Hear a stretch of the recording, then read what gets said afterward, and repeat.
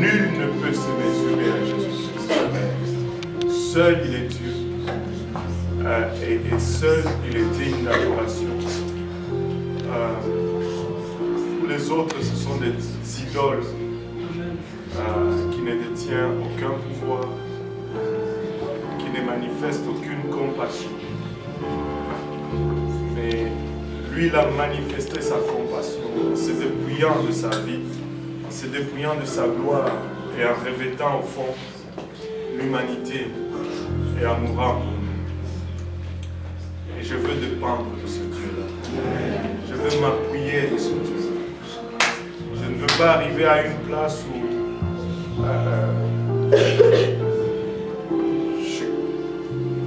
je commence à penser que je puisse faire autrement sans lui.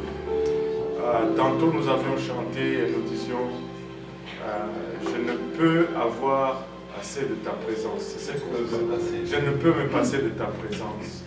Mais j'avais l'impression comme si on pouvait facilement mal chanter cela et dire je peux me passer de ta présence.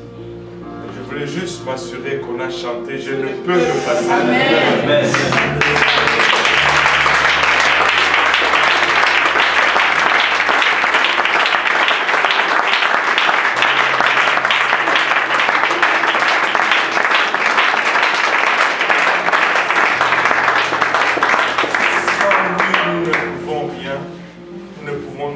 Sur nos habilités, nous ne pouvons nous appuyer sur nos moyens ni nos capacités, mais nous dépendons entièrement de lui.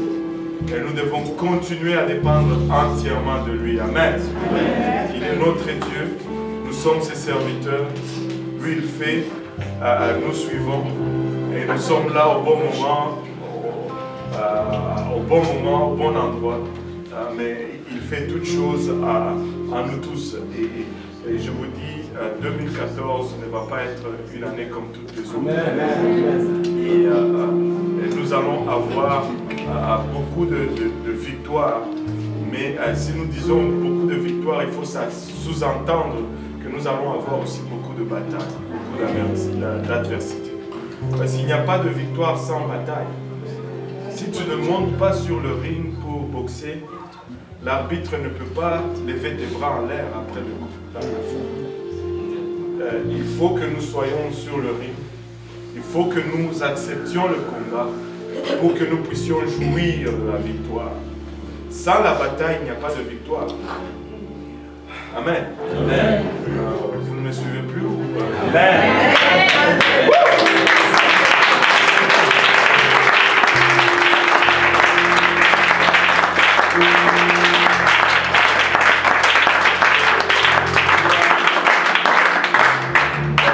Souvent ça va faire mal et souvent ça va venir des places où on ne s'entend même pas que ça allait venir de là.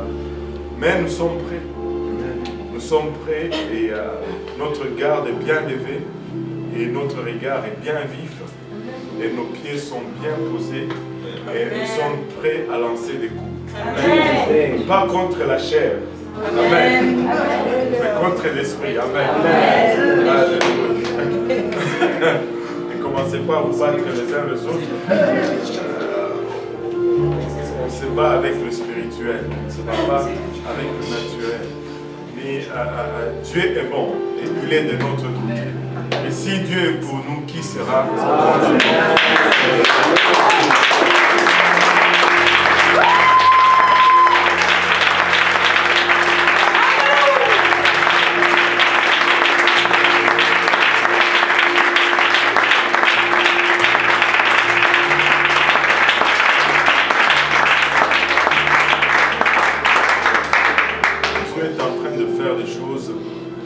Partager un peu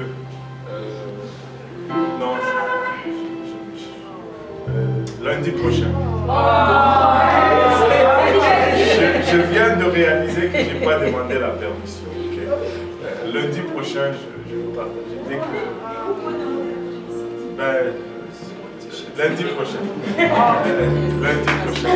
Mais Dieu a fait des grandes choses cette semaine. Il a ouvert des portes qui étaient longtemps fermées. Et je sais qu'il ne fait que commencer. Si vous traversez une situation difficile, Ne découragez pas, ne désespérez pas. Sachez toujours qu'il y a quelqu'un qui a une situation encore plus difficile que vous, quelque part. Vous pouvez toujours regarder les choses de la bonne façon. Il y a toujours une bonne façon de regarder les choses. On peut toujours regarder les choses d'une bonne façon. Dieu concourt, tout concourt, je veux dire, au bien de ceux qui aiment Dieu. Et assurez-vous d'aimer Dieu. Et tous les troubles que vous traversez vont produire le bien. Mais aimez Dieu. Aimez Dieu. Dis à ton voisin, aime Dieu. Aime Dieu. Aime Dieu. Dis à l'autre voisin, aime Dieu. Aime Dieu. Les problèmes vont s'arrêter.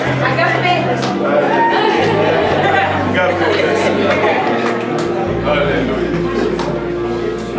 Nous allons nous asseoir. Nous avons plusieurs visiteurs qui sont là.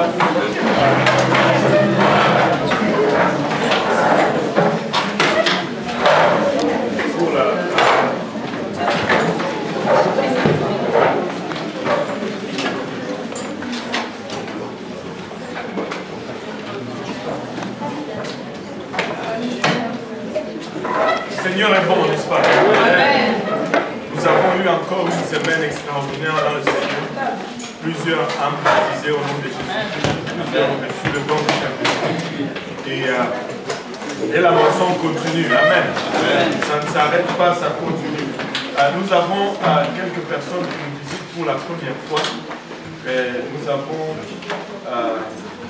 Maman Jésus-là qui nous visite pour la première fois.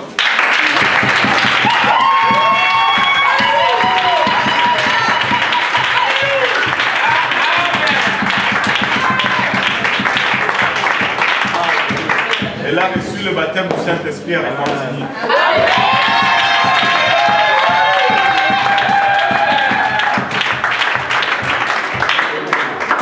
Maintenant, cette fois-ci, il y a d'autres visiteurs qui sont là pour la première fois. Rosie qui est là pour la première fois.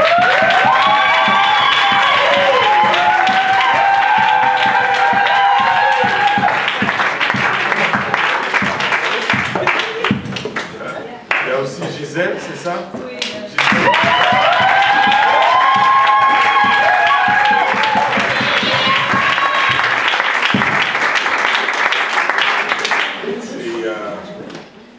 Quelqu'un d'autre qui est là pour la première fois. Micha, elle est revenue. Micha est là pour la première fois. Mais pas la première fois, mais ça faisait longtemps.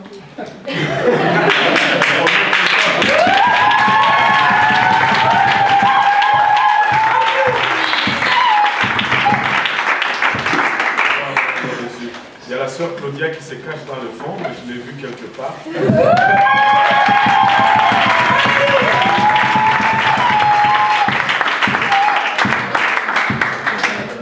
Et le Seigneur est bon. Il nous a visités d'une façon puissante la semaine prochaine, la semaine passée.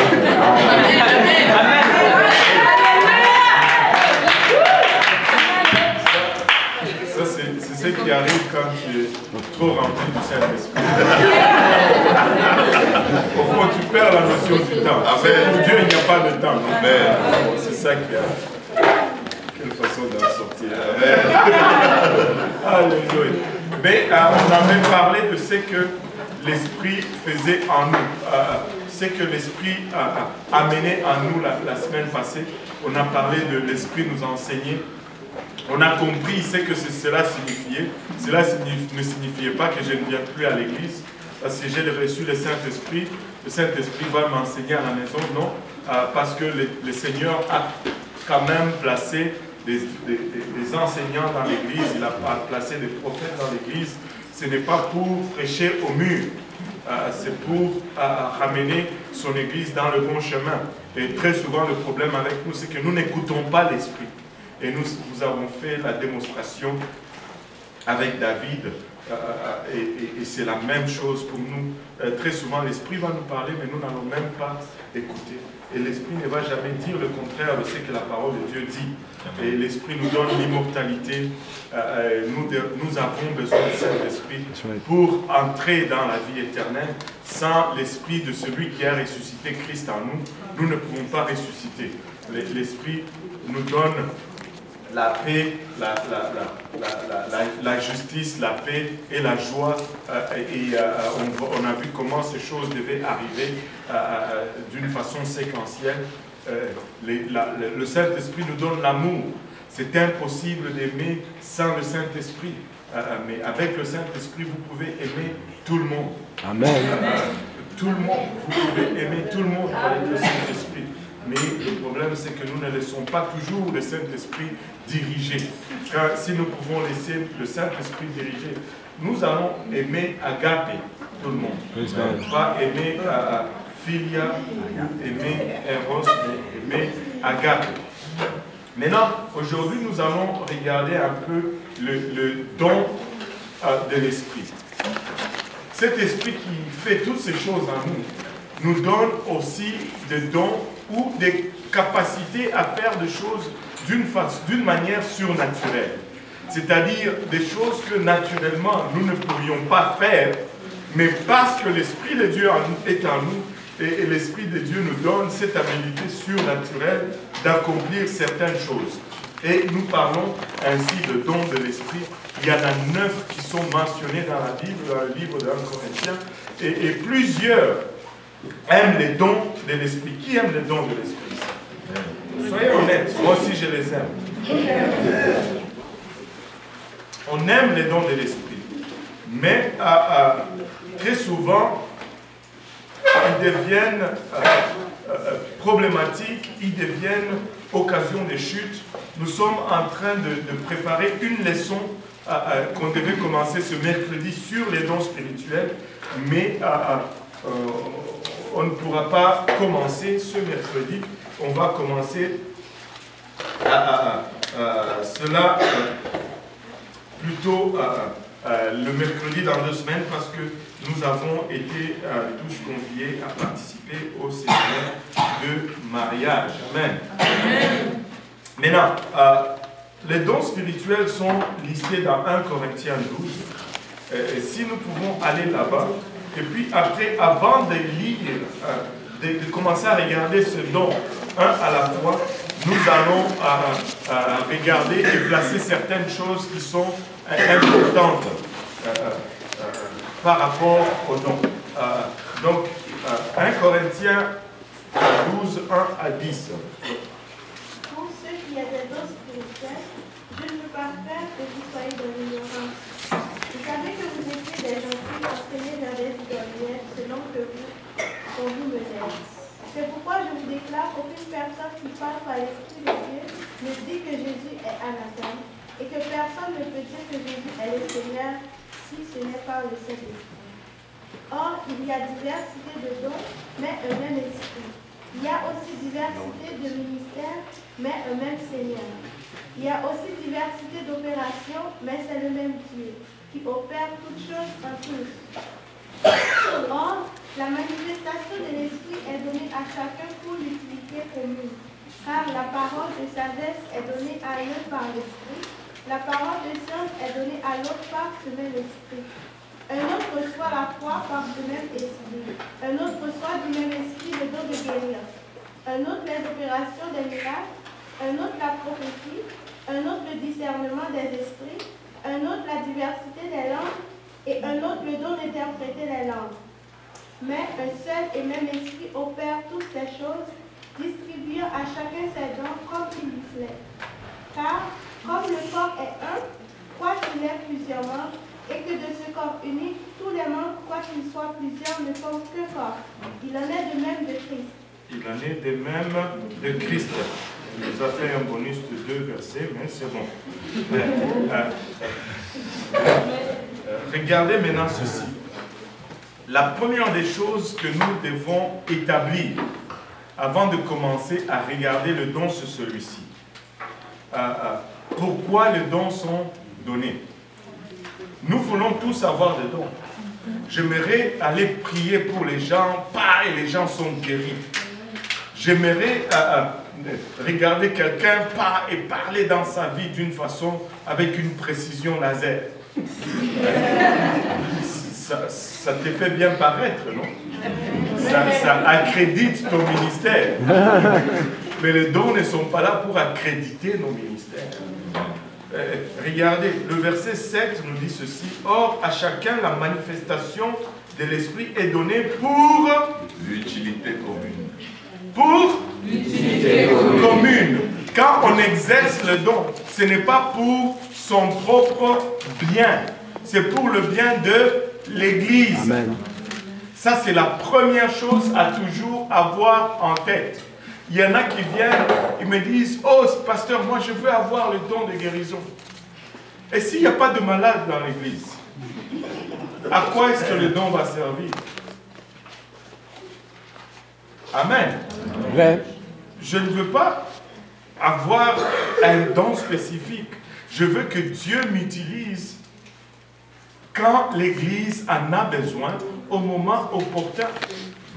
Les dons sont là pour le bien de l'Église. Dieu ne donne pas ses dons pour étaler sa puissance. Dieu est omnipotent déjà. Et il est seul dans sa ligue. Il n'a pas de compétition. Le diable ne fait pas compétition à Dieu. Amen. Remarquez quand, à la fin, le diable doit être finalement arrêté. Combien d'anges sont descendus pour l'arrêter? Un seul. C'était quel ange? On ne sait même pas. Un ange inconnu. Et toi, tu veux être connu. Un ange inconnu. À lui seul, il a lié le diable et il a jeté dans le puits sans fond. Un seul ange. Bon, on pourrait parler de la peur du diable et de toutes ces choses, mais réaliser juste un ange. Ok? Et Dieu dit que l'ange de l'Éternel campe autour de ceux qui le craignent. Alors, si tu as peur du diable, tu crains Dieu, un ange va venir à côté de toi, tu n'auras plus peur du diable. Amen. Parce qu'il peut le lier, un ange peut le lier. Amen. Bon, revenons aux dons. Les dons, c'est pour le bien de l'Église. Amen. Parce que si vous observez très honnêtement, vous allez arriver à une conclusion que tu peux voir plusieurs personnes qui ont reçu des dons de la part de Dieu. Mais cet mauvais exercice de dons conduit à la destruction de la personne. Je ne veux pas perdre mon âme pour avoir eu un don. Mais je ne veux pas avoir peur des dons non plus pour ne pas limiter ce que Dieu veut faire en ce temps dans son Église. Maintenant, la solution, c'est d'avoir une bonne attitude et l'approche qui convient pour que nous puissions exercer ce don de la bonne façon et que ce don ne produise pas notre destruction, mais que ce don produise plutôt la gloire de Dieu. Amen. Maintenant,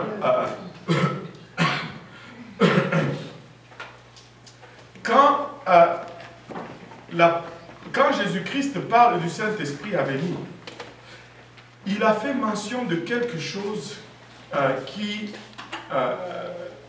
passe souvent inaperçu. Il a dit que le Saint-Esprit parlera de lui.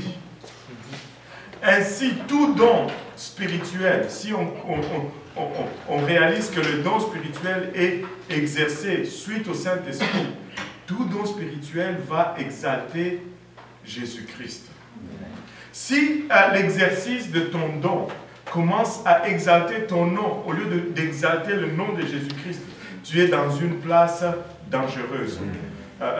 Il faut faire très attention. Maintenant, il y a autre chose dans la Bible qu'on passe toujours à côté lorsque vient le temps des dons. Il y a un parallèle qu'on ne peut ne pas faire. C'est-à-dire, il y a combien de dons? On a lu tout à l'heure, il y en a 9. Mais ce ne sont pas là les seuls 9 qu'on trouve dans la Bible.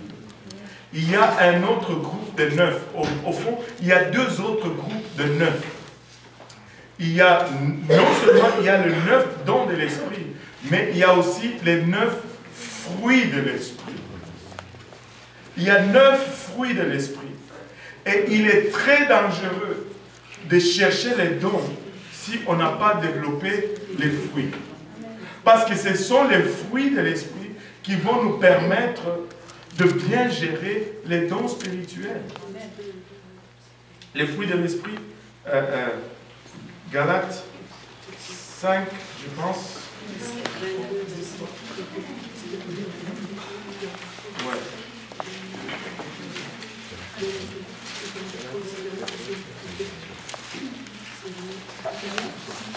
Galates 5, à partir du verset 22. Mais le fruit de l'esprit, c'est l'amour, la joie, la paix, la patience, la bonté, c'est-à-dire le fait d'être bon, la bénédiction, c'est-à-dire le fait de ne pas faire le mal à quelqu'un. Il faut être bénin. Hein? Et puis, la fidélité, la douceur, la tempérance. Et regardez, ces choses, si tu démontres ces fruits, tu vas pouvoir exercer le don de l'esprit sans trop de danger. Au fond, le fruit de l'esprit vont te permettre de te garder à la bonne place suite à l'exercice des dons spirituels. Il y a aussi ce qu'on appelle les 9 béatitudes. Est-ce qu'il y en a qui connaissent les béatitudes? Est-ce qu'il y en a qui connaissent les béatitudes? Allô? Oui? Ouais. Si vous étiez un bon catholique, vous devez connaître les béatitudes. Sinon, je veux douter de votre origine catholique. Heureux les débonnaires, heureux les humbles, heureux les... Et c'est toutes les qualités, l'humilité. S'il y a une qualité dont tu as besoin pour l'exercice des dons spirituels, c'est l'humilité. Parce que sans l'humilité, ça te monte à la tête. Et quand ça te monte à la tête, c'est difficile de te faire descendre. Ce qu'on peut donner, c'est à Teresa. Pardon? On parle, comme tu parles, on dit on peut parler comme Sœur Teresa, parce qu'il était à tout le monde. Sœur Teresa, on parle des catholiques. Bon, on va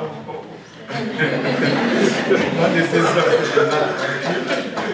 Je ne connais pas trop. Et je ne veux pas prendre de risques. Amen. Mais Jésus-Christ va être assez. Amen. Bon, maintenant, nous avons besoin d'avoir ces fruits développés en nous pour pouvoir gérer les dons spirituels.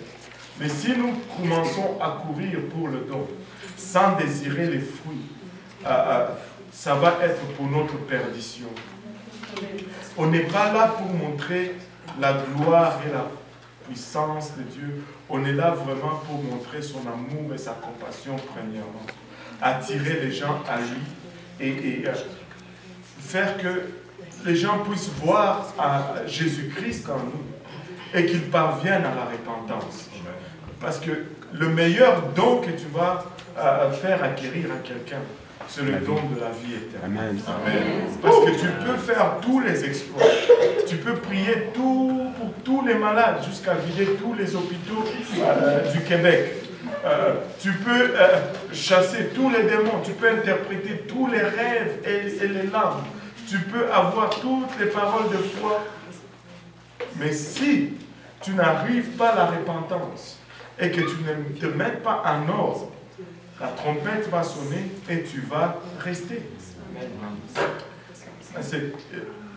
La Bible est très pas diplomatique là-dessus. Ils se sont approchés du Seigneur les derniers jours et il a dit, ils vont venir vers moi, ils vont dire, nous avons guéri les malades à ton nom. Nous avons chassé des démons à ton nom. Mais il leur a répondu, éloignez-vous de moi, vous qui commettez l'iniquité, je ne vous ai point connu. Je ne vous ai point connu. Nous pouvons aller plus loin.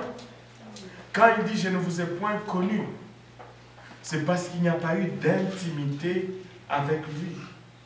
Le verbe connu dans ce passage-là, c'est le même verbe que Genèse 4, quand la Bible dit Adam connut Ève, sa femme. Je dois arriver à une place où j'ai un lieu secret où je rencontre le Seigneur, moi, seul à seul. Je dois avoir, je vais pousser ça plus loin, je dois avoir une place où je suis à nu devant le Seigneur, où il peut me regarder, me scanner et voir tout ce qui est en moi, où il n'y a pas de voile, et ça ne peut prendre place que dans l'intimité. Il faut que Jésus te connaisse. Il faut qu'il te connaisse.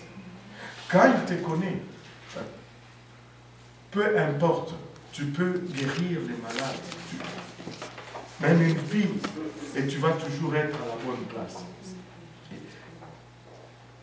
On ne court pas après les dons, mais ces choses nous suivent ou nous accompagnent.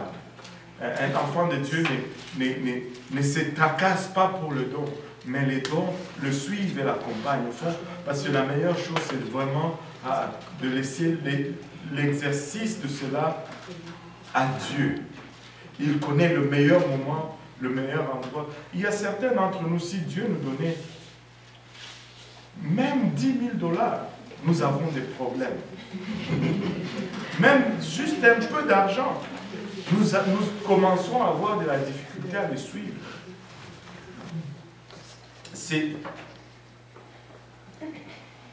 Si on les place à la bonne place, avec de bonnes perspectives, les dons deviennent quelque chose de puissant et qui avance le royaume.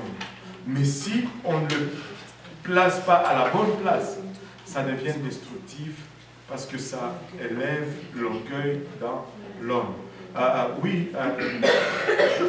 Je voudrais demander en fait, parce que vous disiez tout à l'heure que, par exemple, pour l'exemple sur le don de guérison, c'est que, ok, je ne veux pas avoir le don seulement parce que je veux dire que il faut qu'il y ait des malades, ok, dans l'église par exemple. Mais, par exemple, ceux qui font des croisades de guérison, qu'est-ce qu'on peut faire? Moi, je sais que mon point, c'est celui-ci. À quoi me sert le don de guérison si il n'y a pas de malade? Ça, c'est mon point. Maintenant, bien sûr, on peut en déduire que s'il n'y a pas de malade, je ne vais pas en vouloir ce don. Et moi, je pense que ça fait du sens. Mais l'idée, c'est celui-ci. Il faut regarder le besoin existant. Il ne faut pas rechercher le don juste pour dire que j'ai un don. Parce que la tendance dans la chrétienté aujourd'hui, oh, c'est quoi ton don? C'est quoi mon don? C'est quoi le problème? Est-ce que moi j'ai guéri? J'ai guéri personne. Dieu fait quand il veut. Au fond, et la meilleure approche de voir cela, ces choses sont données à l'Église. Maintenant, quand il y a un besoin, les dons sont là et quelqu'un peut prendre pour exercer et répondre aux besoins. Mais dans l'absence du besoin, ça devient inutile. C'est-à-dire, notre désir doit être orienté, s'il y en a, vis-à-vis d'un désir ou d'une situation. Mais non seulement rechercher le don juste pour dire que j'ai un don. Je ne veux pas juste avoir... c'est un peu, aujourd'hui, tu achètes une voiture qui peut faire 280 km à l'heure. Et on te fait payer plus cher pour ça. Mais tu ne peux pas. ça te sert à rien. Amen. Demandez à la sœur Agnès.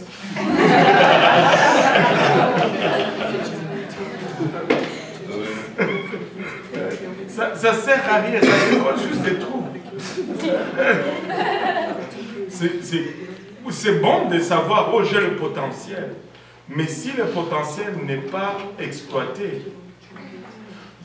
pour que l'énergie serve, il faut qu'il soit cinétique. S'il reste le potentiel, il n'est pas rentable. Et ça, dans les spirituels, c'est presque la même chose. Ça ne sert à rien. Et c'est vraiment ça. Et nous désirons les dons. Nous voulons les voir en exercice, mais nous voulons les voir en exercice de la bonne façon. Maintenant, parlons des croisades. J'ai de la difficulté avec cela. Et je vais te dire pourquoi. Premièrement, parce que tu peux aller dans toutes ces croisades-là. À aucun moment, il ne parle de l'évangile. Moi, je ne pense pas que Christ est venu pour cela. Amen. Je peux te guérir. Je voudrais prier pour tout le monde et qu'il guérisse. Là n'est pas le problème. Mais je peux te guérir. Et tu sors d'ici guéri, tu ne tombes plus jamais malade. Mais éventuellement, même la vieillesse va t'avoir. Et quand la vieillesse t'a, ce qui va compter, ce n'est pas que tu as obtenu une guérison. Ce qui va compter, c'est que tu aurais obtenu le salut. Amen. Qui vient par l'évangile. Parce que quand on arrive à la fin et qu'on ferme les livres, la seule chose qui compte, c'est que est-ce que tu as obéi à l'évangile ou pas? Est-ce que tu as la vie éternelle en toi ou pas? Tu peux être guéri de 94 maladies et mourir et aller en enfer. L'expression d'un miracle n'est pas la garantie du salut. Un miracle, c'est juste une expérience spirituelle. Quelque chose qui arrive spirituellement, parce que naturellement, on ne peut pas l'expliquer. Jésus a guéri une fois 10 lépreux. Il leur a dit, allez voir le sacrificateur. Et sur la route, ils se sont rendus compte que, oh, ils sont guéris. Waouh, ils étaient contents. Les 9 sont partis, mais il y en a un qui est retourné au Seigneur. Et qu'est-ce que le Seigneur lui a dit? Mais les 10 n'ont-ils pas été guéris? Oui, Seigneur. Il n'y a que ce Samaritain qui est venu pour dire merci. Oui, Seigneur. Maintenant, la chose la plus importante que lui il a eu, que les autres n'ont pas eu, il lui dit, va, ta foi t'a sauvé. Il a été guéri, mais après il a été sauvé. Je veux être sauvé. Je veux être sauvé. Je veux aussi être guéri. Je me lutte avec une toux ici. Je veux être guéri de ça. C'est inconfortable. Mais même si ma toux ne part pas, je veux être sauvé. Amen. Maintenant, si on fait une croisade de guérison, et qu'on guérit toute la ville, mais qu'on ne prêche pas l'évangile, ça c'est zéro. Et puis je n'ai, en tout cas à ma connaissance, je ne vois nulle part où Jésus faisait des croisades de guérison. Il commençait toujours par l'évangile. Mais quand il enseignait l'évangile, c'est là qu'on lui amenait les malades. Ces gens avaient d'abord soif de la parole. Ce n'est que nous, il y a beaucoup de choses que nous avons inventées nous-mêmes. Beaucoup de choses. Croisade de guérison, croisade des prophéties, croisade... Tu sais quoi? Je vais vous dire une chose. Entre vous et moi, et avec beaucoup d'amour. C'est Dieu. Tu peux prier comme tu veux. Tu peux gêner comme tu veux. Si Dieu ne veut pas guérir, il ne va pas guérir. Ce n'est pas parce que tu as prié. Même si Dieu dit, ouais, c'est par ça que ça vient. Il reste quand même souverain. Et il va faire ce qu'il veut, quand il veut. Donc si tu viens, je prie pour toi, tu ne guéris pas, ce n'est pas ma faute. J'ai fait ma part. J'ai prié, j'ai dit,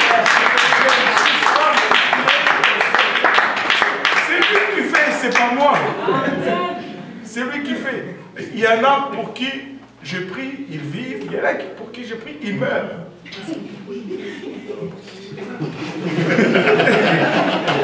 La personne ne va plus me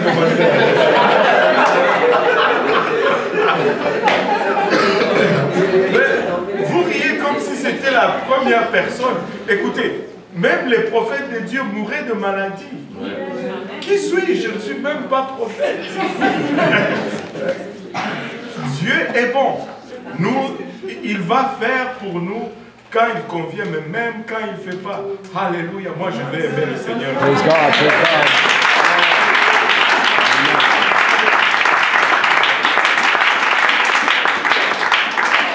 Il y a des gens qui disent, oh, Seigneur, si tu ne fais pas ça pour moi, je ne veux pas te servir. Tu es fou. Qui est-ce que tu vas servir? Le diable? Non, mais arrêtez. Non, ne fais jamais ça. Ne prie jamais. Ça, c'est une folie de prier comme ça. Seigneur, fais seulement. Je t'en supplie, pardon, fais. Des trucs là. C'est qui le boss? Et même, est-ce que tu as un autre choix? Y a-t-il un autre Dieu que tu vas suivre? Il fait, alléluia, il ne fait pas. Alléluia. Thank you, Jesus. Il fait, il donne. Écoutez, Dieu est bon. Dieu est bon. Et il nous a toujours donné le nécessaire. Mais notre problème, c'est que nous voulons toujours avoir pour 10 ans. Les choses qu'on n'a pas besoin. Là, je sais que je sors un peu de ma leçon, mais je vais rester là pour un moment. Parce que je sens que Dieu veut parler à quelqu'un. Maintenant, tu demandes pour 10 ans. Tu n'es même pas sûr que tu vas vivre demain. Oh, personne n'a la garantie de demain. On peut, en sortant ici, capoum, fini, parti. On t'amène chez Magnus Poirier, on pleure, on boit le café.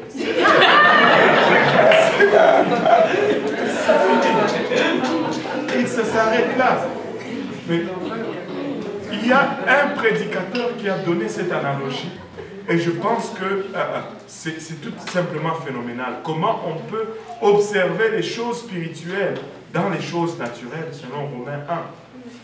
Il dit, quand un bébé est entre les mains d'une maman, le bébé ne s'inquiète pas de tout.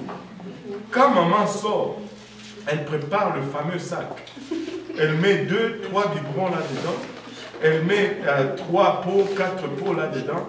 Elle met des couches, elle met des barbouillettes et toutes ces choses.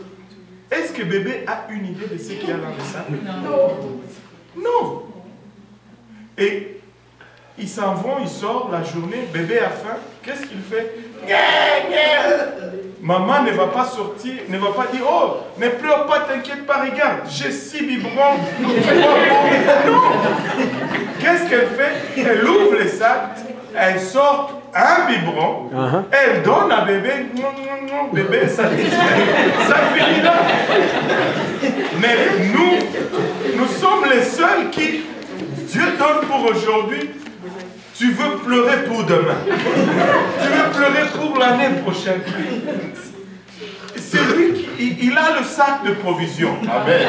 Quand tu fais caca, il va enlever la couche. Il ne va pas sortir toutes les couches pour les étaler. Il va sortir la couche que tu as besoin. Il va te la mettre. Et bébé va être content. Amen. Et ça continue. C'est le même. Maman a le sac. Amen. Faites confiance. Amen. Vous savez la différence entre bébé et nous? Bébé a confiance en maman, mais nous n'avons pas confiance en Dieu. C'est pourquoi nous voulons toujours voir ce qu'il y a dans le sac. Amen. Alléluia. On va fermer la parenthèse. On va revenir au don spirituel. J'ai fermé la parenthèse. Pause. En fait, elle a une question, Lécha. Elle demande comment. Elle pas juste compris. Elle demande comment tu sais, ok, même si tu sais qu'il a ça, comment tu sais quelle voie il va, quand il va te donner ou quelle voie tu dois prendre. tu n'as pas besoin de savoir quand il va te donner. Et toi, tu as besoin de savoir quand tu vas avoir besoin. Quand tu vas avoir besoin, c'est là qu'il va te donner. Pas quand tu vas avoir désir. Quand tu vas avoir besoin. Parce que des fois, nous confondons besoin et désir. Je voudrais conduire une Chrysler 300. Mais j'ai besoin d'une Jetta 2016.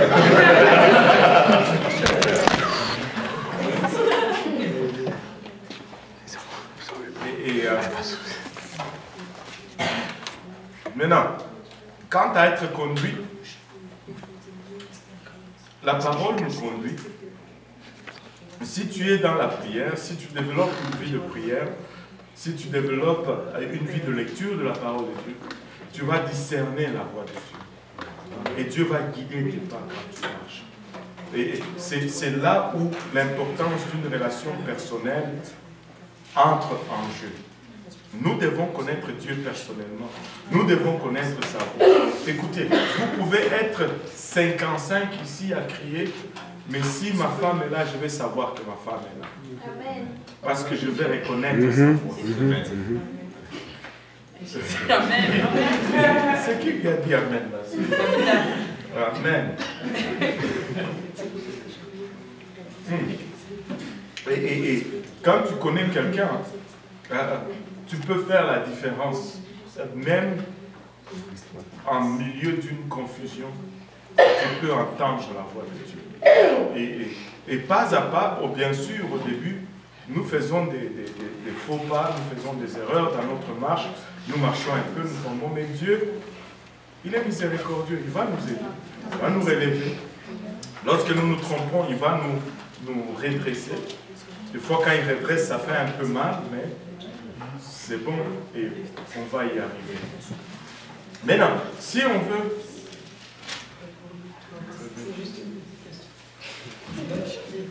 Les dons comme par exemple l'interprétation des rêves ou des songes, qui ne sont pas par exemple dans 1 Corinthiens 12 là. Ça vient toujours avec le Saint-Esprit ou bien c'est toujours... Parce que quand tu lis même... Enfin, si tu viens le mercredi dans 2 semaines, on va parler. Parce que les dons spirituels ne se limitent pas aux 9 Ce n'est pas une liste exclusive de tous les dons de l'esprit, mais ce sont les dons qu'on rencontre souvent dans l'Église et auxquels l'Église fait souvent face. Mais donc, il y en a qui sont prônes aux interprétations des rêves et tout ça. Juste une autre parenthèse. Moi, les gens me disent, oh, toi tu n'aimes pas les rêves. Ben, ça dépend de ce que je rêve. Des fois j'aime, des fois je n'aime pas. Mais la chose est celle-ci. C'est que je suis arrivé à une connaissance. C'est qu'il y a 3 sources pour le rêve. Tous les rêves ne viennent pas de Dieu. Tous les rêves ne viennent pas de Dieu. Il y a des rêves qui viennent de Dieu. Il y a des rêves qui viennent du diable. Il y a des rêves qui viennent de toi-même. C'est vrai. Il y a des rêves qui viennent de toi-même. Maintenant, moi c'est ma technique pour m'éviter toute confusion. Parce que je veux...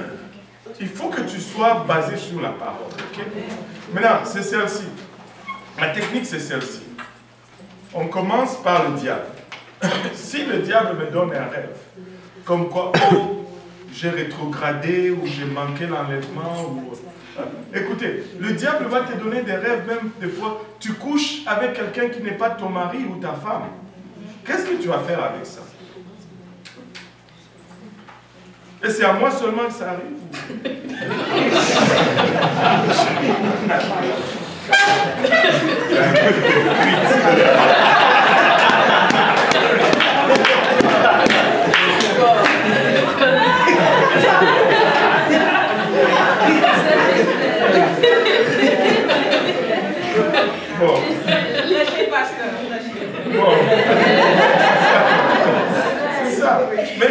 Qu'est-ce que tu vas faire avec ça? Si c'est un rêve qui vient du diable, il y a deux raisons. Au fond, il y a une raison. Il n'y en a pas deux, il y a une raison.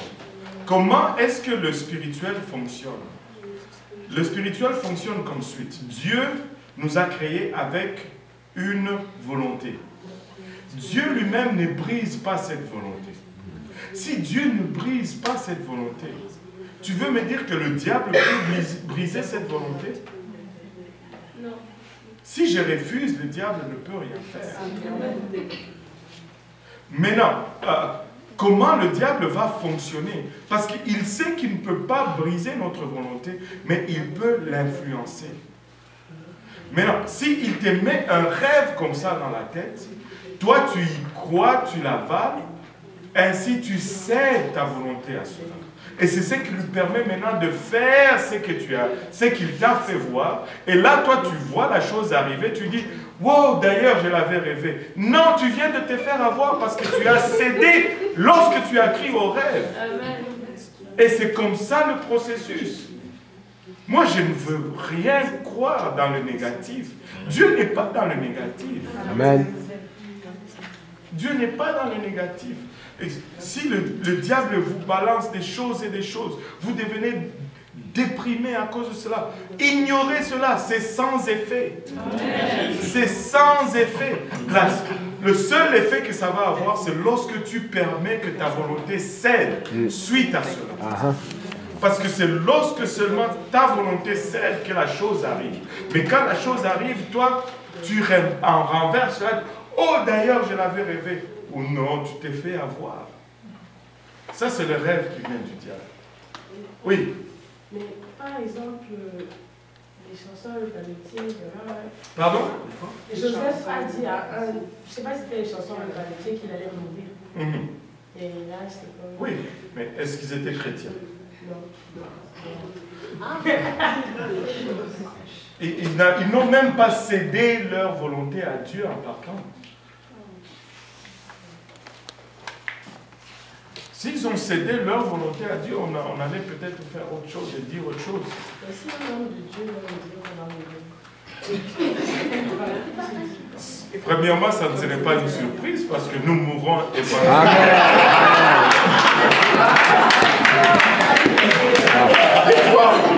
écoutez, il faut arrêter. Quelqu'un te dit tu vas mourir. Oh, tu ne les savais pas?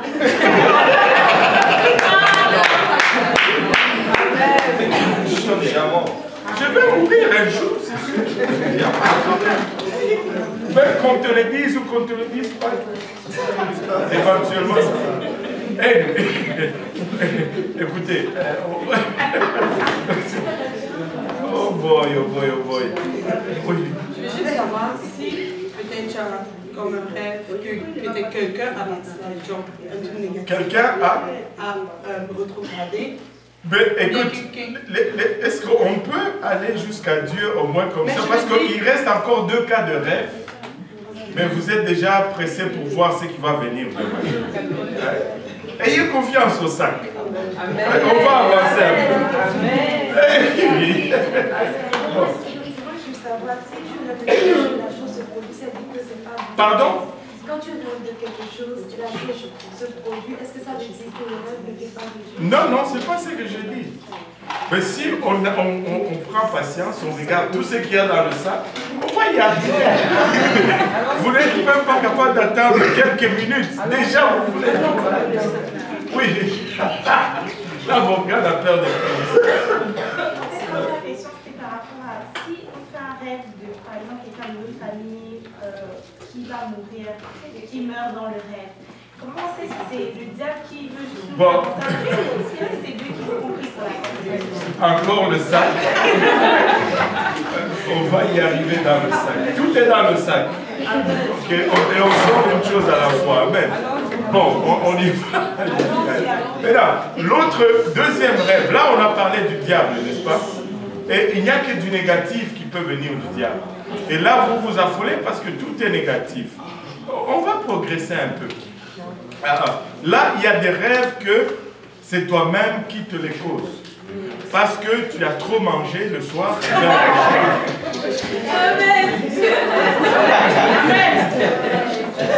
Amen. Tu fais un cauchemar. Bon. Écoute, ne gâche pas ta journée à cause de cela. Tu as déjà eu la nuit gâchée. Ne gâche pas la journée en plus à cause de ça. C'est juste toi. C'est juste toi. Où tu aimes tellement quelqu'un, tu commences à faire des rêves là-dessus. Calme-toi. C'est juste toi, ça. Et il n'y a pas... La seule chose que ça va faire, c'est un peu le même processus. Si c'est positif, tu y crois, ben ça va t'aider. Si c'est négatif et tu y crois, ben ça ne va pas t'aider. Maintenant, le plus important, c'est le rêve qui vient de Dieu. Amen. Parce que Dieu, quand il nous montre quelque chose, il y a une raison. Il ne va pas juste nous montrer juste pour nous montrer. Bon, maintenant, si c'est quelque chose, c'est un rêve qui vient de Dieu. Et comment est-ce qu'on fait la part des choses dans tout ceci? Toujours la parole de Dieu. Même si je l'ai rêvé, même si je l'ai touché dans mon rêve, mais si ce n'est pas conforme à la parole, poubelle. Poubelle. Et maintenant, si je rêve, mettons, je rêve de la part de Dieu que tel est rétrogradé et machin. La question maintenant, c'est comment interpréter cela? Comment est-ce que je veux dire cela? Le comment je veux interpréter cela est déterminé par le pourquoi Dieu me le montre. Si Dieu, premièrement, la première chose à souligner, c'est que Dieu ne veut pas que personne périsse en partant. Dieu veut que tout le monde soit sauvé. C'est son désir que nul ne périsse, mais que tous parviennent à la repentance. Maintenant, quand il te montre quelque chose, c'est parce que Dieu veut faire quelque chose par rapport à la situation. Si Dieu ne veut rien faire, il ne va pas te montrer. S'il te montre un membre de ta famille, ça veut dire qu'il veut que tu pries pour lui pour que cette situation change. Quand je me réveille et que j'ai vu un rêve négatif, moi je me réjouis dans ce sens que si c'est de Dieu, Dieu veut intervenir. S'il ne voulait pas intervenir, il n'allait pas m'embêter avec cela. Il n'allait pas te... Il te demande de prier. Il ne te demande pas de confesser. Prie maintenant. Quand Abraham, ce n'était pas un rêve, on lui dit, on va détruire la ville. Il s'est mis à intercéder. Il ne s'est pas mis à dire, oh, l'autre va mourir. Aïe, aïe, aïe, l'autre, oh, man, ça va être grave. Tu as entendu? Ils vont brûler là-bas. Non, prie. Prie. Quand Dieu révèle, il veut que tu pries. Dieu a choisi de nous faire part dans son œuvre de cette façon-là. Écoutez, pourquoi? On ne sait pas. Mais moi, je ne regarde pas ça avec le pourquoi. C'est un grand privilège. C'est un grand privilège. Lorsque Dieu te montre quelqu'un dans des troubles, dans un rêve, prie. Même si c'est le diable, prie. Parce que de toute façon, si ça venait du diable, prie quand même. Amen. Parce que le diable veut que tu crois et que tu pries. Donc, la solution à tout rêve, c'est prier. C'est pourquoi nous devons vivre dans la réalité. Et quand je dis cela, oh, pour toi le rêve ne compte pas. Non, je les ai mis à la bonne place pour que ça produise le positif dans ma marche avec Dieu. Je ne veux pas m'acharner sur... Tu sais, il y a des gens qui rêvent le négatif. Et quand ils les voient venir, ils sont contents parce qu'ils l'ont rêvé. Ils ne voient même pas la tristesse des gens qui sont détruits. C'est juste le fait d'avoir du crédit, de dire que je l'ai vu. Dieu est loin de cela. Dieu n'est pas dans cela. Dieu est intéressé de voir la personne sauvée. Amen. Aucune âme qui va en enfer ne cause du plaisir à Dieu. Si Dieu nous le montre, c'est pour que nous nous tenons dans la brèche. C'est pour que nous prions, pour que cette situation n'arrive pas. Oui. Ce qu'il a dit, c'est qu'il y a quelque chose qui devait m'arriver. Et il y a quelqu'un qui m'a appelé au pays, qui m'a dit comment il devait faire l'accident ici. Et la personne m'a dit qu'elle a déjà prié bien pour moi. Comme moi aussi de mon côté, j'ai prié. Moi aussi j'ai beaucoup prié vraiment au Seigneur. Et le lendemain, quand je traversais la rue, il y a une voiture qui est passée à côté de moi comme ça. Quand le feu était vert, la voiture est passée à côté de moi. Moi, la voiture me touchait. Et les gens ont dit qu'il faut appeler la police. Il a dit que non, il n'y a pas de problème.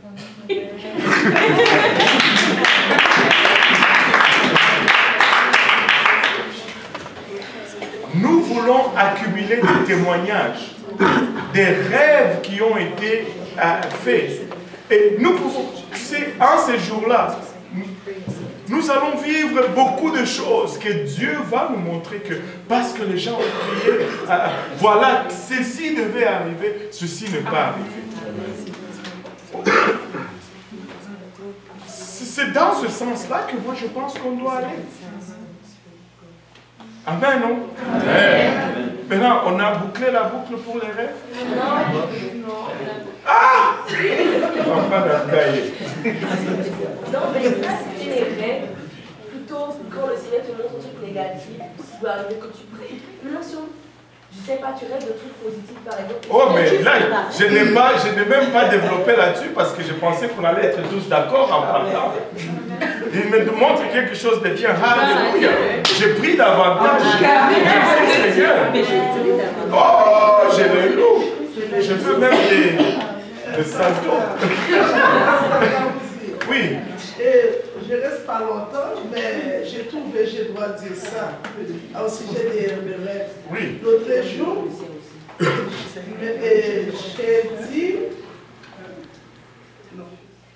j'ai dit pour une fantaisie, j'ai fait erreur. Je ne peux pas lever mon pied lourd. C'est comme si je porte la maison sur moi. C'est dans le rêve là. Et puis quand j'ai vu ça, j'ai dit, moi qui est comme ça, je me dis, ah! Et puis, vendredi, je viens dans prière, j'étais avec Serge Joly. Il parle, il dit, quand quelqu'un, Jésus, ouais, l'Esprit Saint, en son nom, au nom de Jésus, on peut guérir les malades. J'ai dit, moi, j'élève aussi, quand j'allais chez moi, et samedi pour l'ouvrir, et vendredi soir pour ouvrir samedi, je ne peux pas l'église. Je suis comme un gros beau. Je me dis, waouh! Tu joues pas avec moi.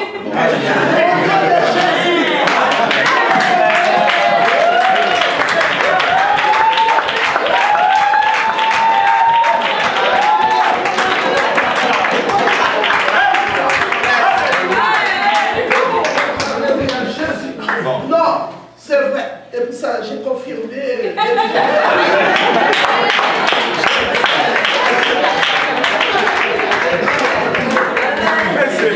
Mais comment?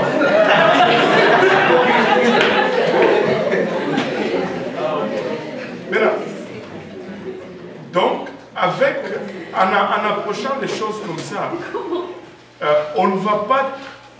Tu sais, il y a ces rêves que tu vas avoir, oui, qui t'accablent. Mais l'accablement n'est pas la réponse. La réponse, c'est la prière. En tout temps, prier. Même si c'est le diable qui est donné. Même prier 2 fois plus. Voilà, dernière question pour les rêves. Le Seigneur ne peut pas te montrer quelque chose que tu ne comprends pas ou bien.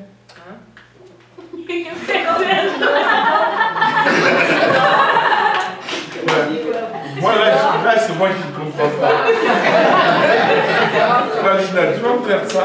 Non, tu dors, tu as un rêve, tu te lèves le matin, que tu te relates le rêve dans la tête, tu ne comprends pas. Oui, oui, il y a de ces choses que Dieu te montre dans un rêve et que tu ne comprends pas. Ben, prie, je vais vous montrer un exemple.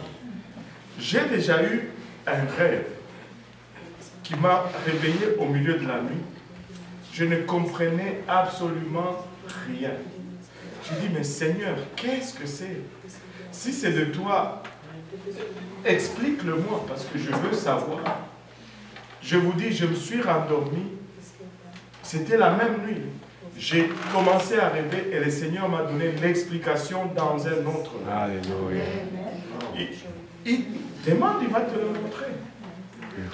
Si tu le demandes sincèrement, il va te le montrer. Il peut tout te montrer. Si tu mets ton cœur à la bonne place et que tu approches les choses de la bonne façon, il peut te le montrer, il va te le montrer. J'ai eu des rêves, et ça c'était vraiment en début de ma marche avec Dieu. J'ai eu un rêve horrible que je ne comprenais pas du tout. J'ai gardé cela, je pense, presque pour 1 an et demi. Mais un jour, j'étais chez moi. J'avais invité quelqu'un qui venait de l'Europe, qui visitait. Et ils étaient au salon. Moi, je suis monté aux chambres en train de parler de... Enfin, eux, ils étaient en train de parler. Moi, je suis allé chercher je ne sais plus quoi. Et j'ai descendu dans les escaliers. Il était en train d'expliquer le rêve. Je me suis arrêté dans les marches. Si quelqu'un m'avait vu, on allait découvrir que mon rêve, on allait le découvrir, on allait savoir que moi j'étais passé par là. Mais il a expliqué mon rêve et le Seigneur m'a donné une explication. C'était extraordinaire. C'était extraordinaire. Dieu va te l'expliquer si tu ne le comprends pas. Dieu va te l'expliquer. Mais faites. La première chose, c'est de faire d'abord confiance en Dieu.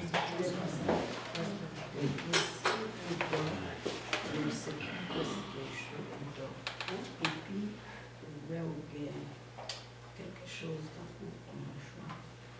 Et puis, vous chantez, alléluia, et vous monter en l'air. Excusez-moi.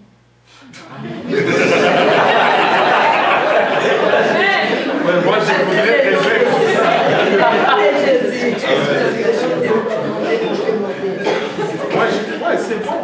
Moi, je voudrais rêver comme ça. Il y en a qui viennent me voir et qui me disent, j'ai rêvé que les gens sont montés, moi je ne suis pas monté.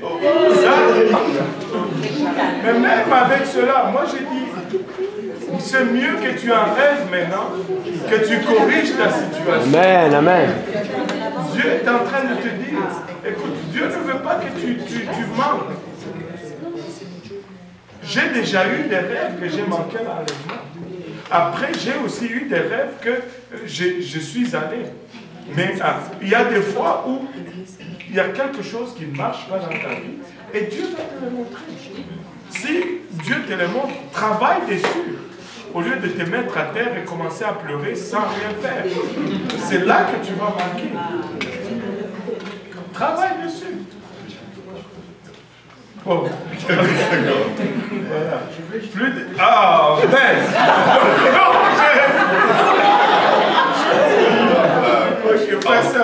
En fait,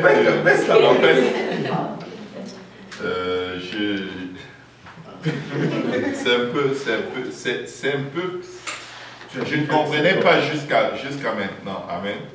Et je crois que je commence à comprendre quelque chose. En fait, je vais partager juste, n'interprétez pas vous-même, aucune interprétation s'il vous plaît, amen. Parce que c'est la pire des choses qui arrivent, de vouloir vite interpréter un rêve. Donne le temps à Dieu de t'expliquer quand il veut ton rêve. La pire des choses qui nous arrivent, c'est de mettre un cachet sur les rêves et se lancer dans... Généralement, on va mettre le cachet négatif. Et dire, oh c'est mauvais, c'est fini. Parce que l'esprit de découragement est un esprit qui nous réclame tous les jours pour nous écraser. Amen. Mais avec la prière, peu importe le rêve, on peut le mettre à l'endroit où nous nous retrouvons dans la volonté de Dieu. Hier nuit, j'ai eu un rêve. Non, je ne vais pas dire. En fait, j'ai eu l'impression que, bref, dans le rêve, j'ai vu le Seigneur apparaître et il regardait toute la terre avec la couronne d'épines sur la tête, avec le regard sur la terre, et il était comme si, j'avais l'impression qu'il était triste. Il était triste parce qu'il y avait beaucoup de gens qui avaient entendu l'évangile, mais qui résistaient. Il était très comme affligé dans son cœur. Et c'est comme s'il y a eu comme un tremblement de terre brusque. Et là, je lui dis, Seigneur, encore ce genre de rêve, qu'est-ce que ça signifie? Pourquoi tu me donnes toujours ce genre de rêve? Et là, c'était comme l'enlèvement. On a encore comment on montait, du moins, je montais. Il y avait des gens qui montaient, je ne voyais pas leur visage. Mais subitement, je me retrouve comme sur une route, dans une voiture avec le frère Jean-Yves. Et on passe au-dessus d'un pont avec une rivière. C'était l'hiver. Il y avait des poissons qui ne savaient plus où aller. En grande quantité. La rivière avait comme un dénivellement avec des cailloux au fond. Et à ce niveau du dénivellement, il y avait beaucoup de poissons. Les meilleurs poissons. Le frère Jean-Yves me dit, mais on dirait que j'ai vu des bars. Je lui dis, mais effectivement, c'est des bars. C'est vraiment le meilleur poisson. Et c'est l'hiver, c'est comme s'ils ne veulent pas que le cours de l'eau les amène. Et ils sont là et il n'y a personne pour les ramasser. C'est comme s'ils préfèrent qu'on les prenne hors de l'eau, même pour les manger, mais pour qu'ils ne meurent pas de froid. Et le froid était très intense et ils sautillaient comme souvent quand un courant d'eau amène les saumons. Je ne sais pas si vous avez déjà vu, quand les saumons sont accumulés dans l'eau, ils bondissent, ils essaient de gravir, ils vont à contre-courant, ils essaient de gravir dans le sens opposé. Et là, j'étais dans la voiture, j'ai réalisé une chose. Je n'avais pas mon filet. Je n'avais pas mon filet. Ça m'a tellement dérangé. Et je suis arrivé à la maison, j'allais comme chez le frère Jean-Yves, et là je réfléchissais à comment est-ce qu'on peut faire pour récupérer le plus de poissons possible. On n'avait pas de ligne pour aller pêcher, on n'avait rien préparé, on ne s'attendait pas à voir sur notre chemin autant de poissons. Et on était, pendant qu'on essayait de trouver un moyen, on voyait des poissons qui étaient restés dans l'eau, qui étaient morts, parce qu'il n'y avait personne pour les pêcher et ils commençaient à décomposer. Et ils étaient comme dans une eau stagnante. Mais pendant que je me suis levé ce matin, j'ai dit, Seigneur, mais ça veut dire quoi? Je ne comprends pas. Mais plus on parle, je revois le regard du Seigneur, je revois l'enlèvement, je revois une rivière pleine d'eau. Je crois que je n'ai plus besoin de dire quoi que ce soit. La moisson est grande. La moisson est grande. Et il y a des gens qui cherchent Dieu avec la torche. Sortons les chercher. N'ayez pas peur de l'hiver. Ne vous laissez pas impressionner par le froid. Sortons chercher ceux qui cherchent Dieu. Ils vont le rencontrer. Ils vont être sauvés. Amen. Amen.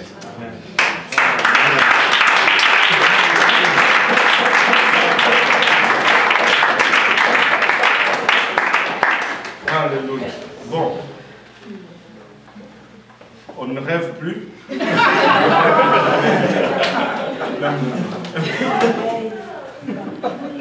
Après, sinon, on ne va pas avancer dans la leçon.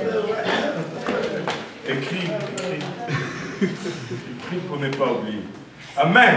Amen. Alléluia. Donc, on retourne au don spirituel. Mince, tout ça pour... Wow. Stéphane, une des petites questions. La dernière fois. Donc, 9 dons. Regardons maintenant ces dons. Et toujours avec en vue que nous allons rechercher d'abord les fruits. Et quand nous allons avoir les fruits, les dons vont venir par eux-mêmes. Maintenant, nous avons 9 dons.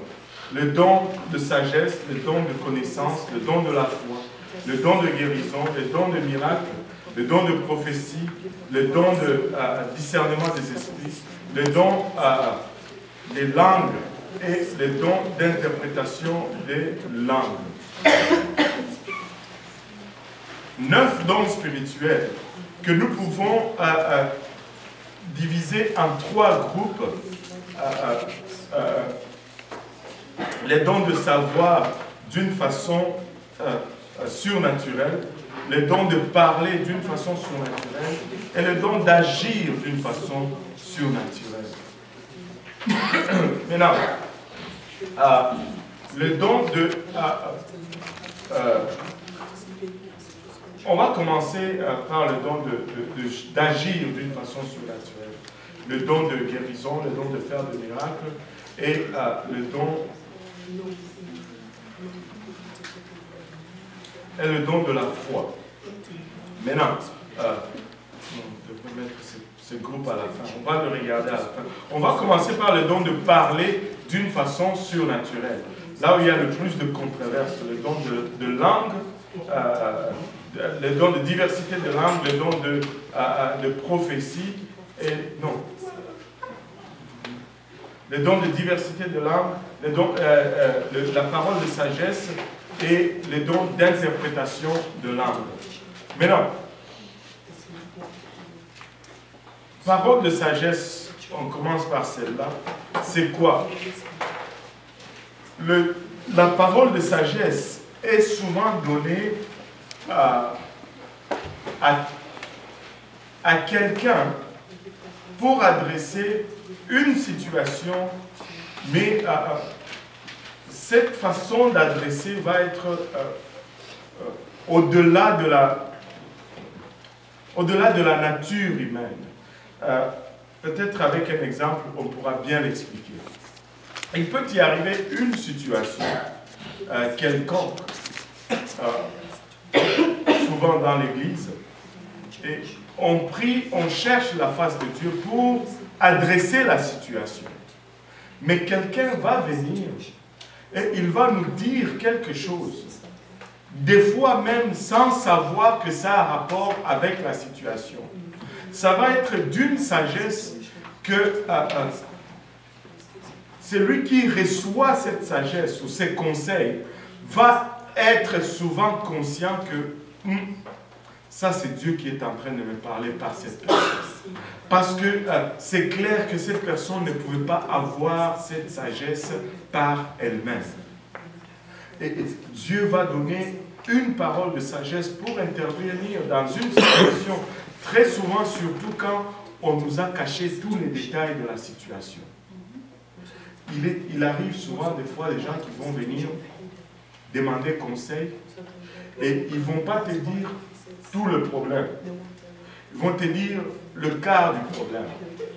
Mais le problème avec cela, c'est que tu ne peux donner que le quart de conseil. Mais des fois, Dieu va te donner une parole de sagesse. Et quand tu vas leur dire cette parole de sagesse, tu ne vas même pas savoir la situation globale. Mais c'est Dieu qui intervient dans une situation que toi-même tu ne savais pas, mais boum, il te donne une parole sage dont tu avais besoin à un moment donné où ton intelligence naturelle ne pouvait pas produire cela. Et Dieu le fait. Dieu le fait. S'il y a une chose qui est très dangereuse, et je vais utiliser une parole un peu très dure, c'est de se moquer de l'homme de Dieu. Parce que quand tu vas et que tu donnes une situation en cachant ou en donnant seulement une partie, tu es en train de te moquer non seulement de l'homme de Dieu, mais tu te moques aussi de Dieu. Parce que dès le départ, tu pouvais garder cette situation pour toi et tu n'avais pas besoin de venir et de demander quelconque conseil. Tu pouvais faire à ta façon. Mais quand tu viens avec une situation pour sauver ta face ou pour, je ne sais pas, prévenir telle ou telle chose, tu donnes une moitié, c'est pas bon. Et souvent, Dieu va te donner une part. Et Dieu révèle des choses. Dieu révèle des choses d'une façon extraordinaire. Dieu ne délaisse pas ceux qui travaillent pour lui quand même. Il ne délaisse pas ceux qui travaillent pour lui. Des fois, tu vas te retrouver dans une situation où Dieu te les met juste en face pour que tu puisses savoir quoi dire quand tu vas parler à la personne. Donc, parole de sagesse, Dieu va nous aider dans ces cas où, des fois, toute la situation ne nous a pas été décrite. Tout ne nous a pas été dit. Et il va nous donner une parole de sagesse. Maintenant, diversité des langues. Diversité des langues, ce n'est pas le parler en langue. On a toujours confondu la diversité de langue et le parler en langue. La diversité de langue, ce n'est pas quand quelqu'un reçoit le don du Saint-Esprit, il y a l'évidence de parler en langue, ça c'est la prière en langue. Quand tu as le don de diversité de langue, la personne qui est à côté va comprendre ce que tu dis. Et des fois, je me suis toujours posé la question, est-ce que le miracle est sur celui qui le fait ou celui qui le reçoit? C'est dans les airs. Dieu va nous le dire quand on sera là. Quand on était dernièrement à la conférence Because of the Time en Alexandria, je vous ai parlé de l'incident et je vous ai même montré la photo de la personne dans une salle de 3000 personnes. Je pouvais m'asseoir n'importe où, mais j'étais à cette place-là, en avant d'une personne qui vient du Texas. Et quand on a commencé à prier, il a parlé en langue, il a prié en langue, et moi j'ai compris exactement dans ma langue maternelle le Swahili. Et quand je me tourne, c'est un blanc. Là je me dis, waouh, peut-être qu'il y a des Africains dans son église. J'ai déjà rencontré des pasteurs blancs qui me disent certains mots en Swahili parce qu'ils ont des Africains dans leur langue, dans leur église. C'est normal. Je me suis dit, peut-être qu'il y a des Africains dans son église, ou peut-être qu'il a été en Afrique. C'est possible. Après qu'on ait prié, je suis allé lui demander, je lui ai posé la question, est-ce que vous parlez Swahili? Il m'a regardé avec des yeux gros comme ça, il m'a dit, même si on me le disait aujourd'hui, on me le parlait, je ne saurais même pas c'est quoi.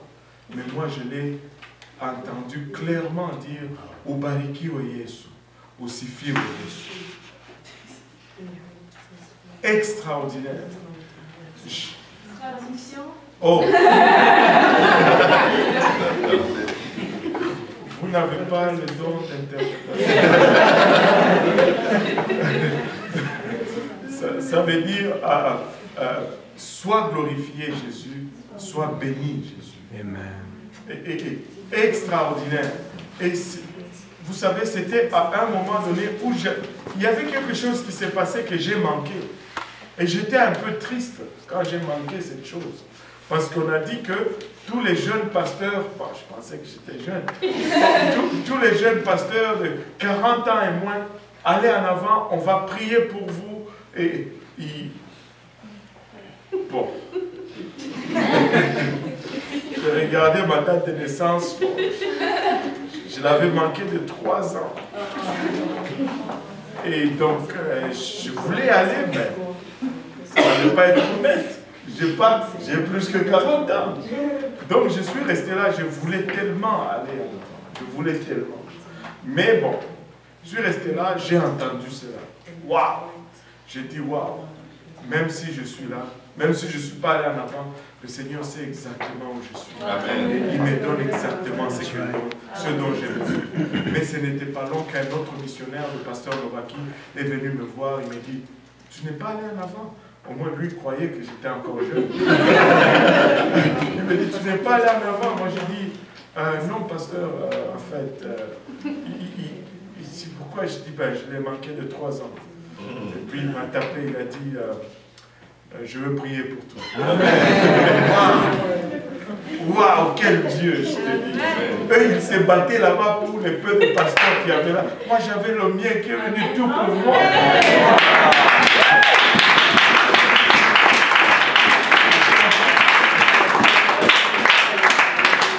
Nous sommes vite à nous plaindre. Mais si nous sommes patients, Dieu fait pour nous. Dieu fait pour nous. Et maintenant, diversité de langues, tu vas avoir la possibilité de parler dans une langue que tu n'as pas appris. Quelqu'un qui est là va comprendre. Et si Dieu fait cela, c'est parce qu'il y a quelqu'un là qui peut comprendre cette langue. Tu ne vas pas, ce n'est pas une langue que tu viens d'apprendre, que tu vas parler à quelqu'un dans la rue demain. Ce n'est pas ça. Il y a quelqu'un qui est venu ici, il a dit à Pasteur Graham, est-ce que tu parles le chinois? Pasteur Graham dit non.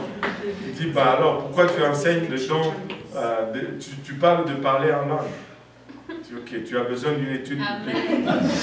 Et ce n'est pas quelque chose que tu as appris intellectuellement. Et tu ne peux pas répéter ces choses comme tu veux. Écoutez, même les dons de guérison, je ne sais pas pourquoi on se complique tellement l'affaire. Si on dit le don de langue, oh, pourquoi tu ne le fais pas? Et les dons de guérison, est-ce que quand tu vas prier pour quelqu'un, tu vas garantir que toi, la personne va obtenir la guérison? Ce n'est pas toi qui le fais. La même chose avec le parler en langue. C'est lui qui le fait. Enfin, le don de langue, la diversité de langue. On m'a raconté une autre histoire qui est phénoménale. C'était un groupe de nos pasteurs qui étaient allés en Israël pour faire le tour de Jérusalem et voir et tout ça. Ils sont arrivés sur une colline d'où ils voyaient, je pense que c'est le mont des Oliviers, d'où ils voyaient la ville de Jérusalem et tout. Et ils sont sortis de là, l'Esprit de Dieu est tombé sur eux. Ils ont prié et puis un des pasteurs a commencé à parler en langue d'une façon violente. Il a parlé pendant 1 minute, 2 minutes comme ça. Bon, les gens commençaient à attendre qu'il y ait interprétation. Ils pensaient que c'était un message en langue. Mais ils se disent, tout le monde attendait, personne n'a interprété. Il dit, le pasteur qui me racontait, il dit, c'était un de ces moments où des fois, tu sais, tu veux même inventer ta propre interprétation. Mais même ça ne venait pas. Bon. Ils sont montés dans l'autobus. Et là, quand ils montent dans l'autobus, leur guide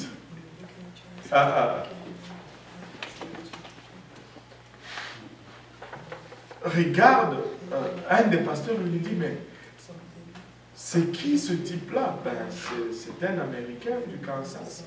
Ils disent qu'il est juif. Il dit, non, c'est un vrai cow-boy. Il dit, waouh!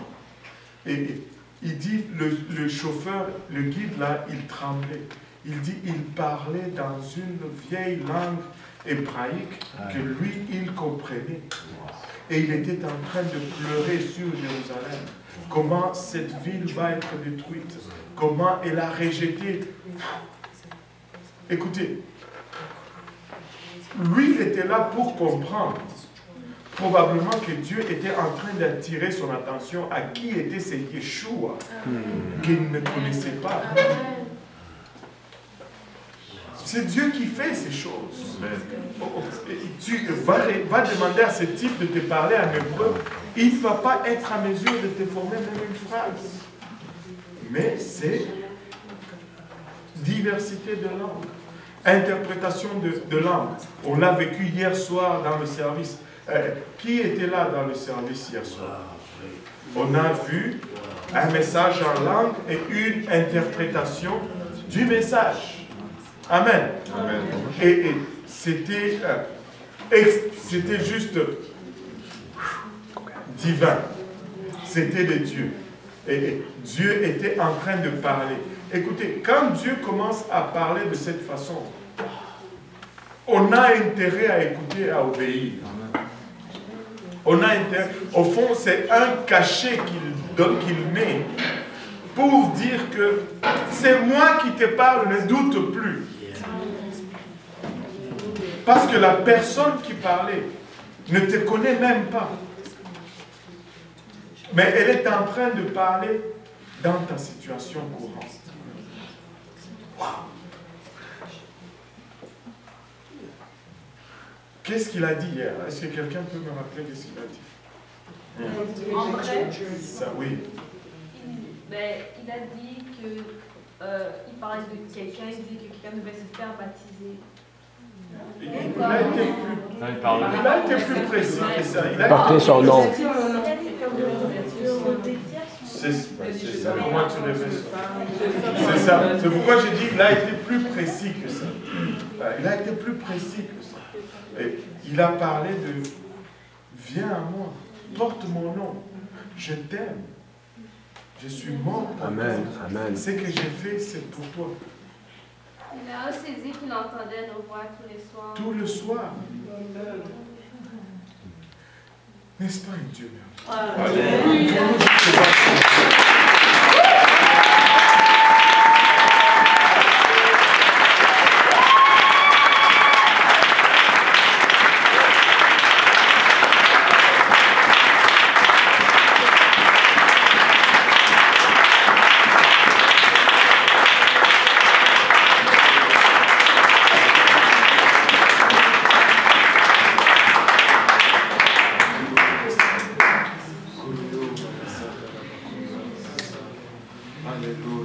Maintenant, il y a les dons de connaître d'une façon surnaturelle. Il y a le don de connaître d'une façon surnaturelle. Regardez, parole de prophétie, discernement des esprits et parole de connaissance. Non. Oui, parole de connaissance. Maintenant, prophétie. Oh, ok. Concernant le discernement des esprits, pas le bien, le mal, mais dans le sens où ça t'arrive genre de prier et puis d'entendre une voix, mais souvent je ne sais pas si c'est pas conscience ou si c'est vraiment Dieu qui te charge. Tu es comme un peu partagé en te disant oh peut-être c'est moi qui me suis mis moi-même, et que c'est vraiment Dieu qui m'a parlé, tu ne sais pas trop comment. Très souvent ça va avec ce que la voix te dit au départ. Si, juste un exemple banal, si j'entends une voix qui me dit va prier, ça ne peut jamais être ma chair. Ça c'est l'exemple extrême que j'utilise juste pour nous donner la façon de penser. Ça ne peut jamais être ma chair parce que ma chair n'aime pas prier. Ça ne peut pas être le diable, au fond le diable, il veut m'empêcher de prier. Donc, il me reste juste une seule option. Mais non. Dans le cas, parce que, en général, la conscience, c'est de faire culpabiliser. Si tu as fait quelque chose de mal, donc, en général, c'est pour te remettre sur le droit chemin. Genre, si tu sais que tu as, par exemple, mal parlé à quelqu'un, ta conscience va te pousser à aller demander pardon. Pas pour te culpabiliser, pour te donner la conviction, pour te convaincre du mal. La conscience... encore une fois, je préfère mettre un peu la conscience de côté, mais je vais parler du Saint-Esprit un peu là. Parce que notre conscience va être limitée et notre conscience peut être affectée. Parce que si tu indulges dans le mal, ta conscience va être à un niveau que tu ne peux pas t'y fier. Mais le Saint-Esprit va toujours te donner l'heure juste. Maintenant, l'Esprit de Dieu va te convaincre du péché. Mais le diable va te condamner du péché, va te culpabiliser. Et ce sont là deux choses, la culpabilité et la conviction. C'est deux choses qui vont ressentir presque la même chose. Mais ils ne vont pas conduire à la même chose. Dieu va te dire, tu as mal fait, mais détourne-toi de ce mal que tu as fait. Le diable va te dire, tu es pourri, tu n'es pas capable de vivre pour Dieu. Tu sais, ça ne vaut pas la peine. Regarde, tu n'arrives même pas, même avec le Saint-Esprit. N'écoute pas cette voix-là. Quand il parle comme ça, tu lui dis silence. Moi, je suis en route vers le ciel. Toi, tu es en route vers l'enfer. Et ça marche sur lui.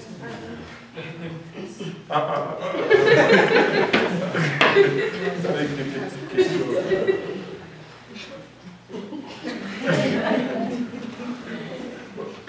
Est-ce qu'on peut...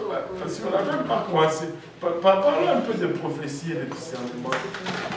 Maintenant, parole de prophétie, c'est là où les Romains et les Gaulois s'empoignaient. Je devrais dire, c'est là où les Congolais s'empoignaient. On aime, de nos jours, on dirait que peu importe ce que tu dis, si tu ajoutes prophétique, ça devient waouh. peu importe ce que tu veux, tu dis ou tu dis prophétique, waouh. Et on ne sait même pas c'est quoi le sens du prophétique.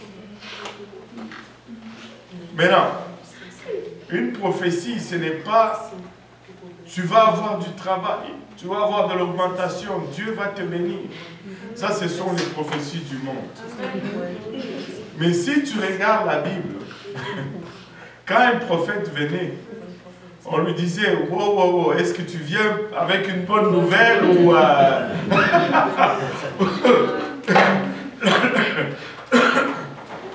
Une prophétie, ce n'est pas toujours une bonne promesse. Et ce n'est pas toujours quelque chose de futur. Une prophétie, c'est une parole souvent qui va nous ramener dans les voies de Dieu. Si quelqu'un vient et il te dit, écoute, qui est-ce que je peux prendre qui ne peut pas me frapper là? Je prends un Serge.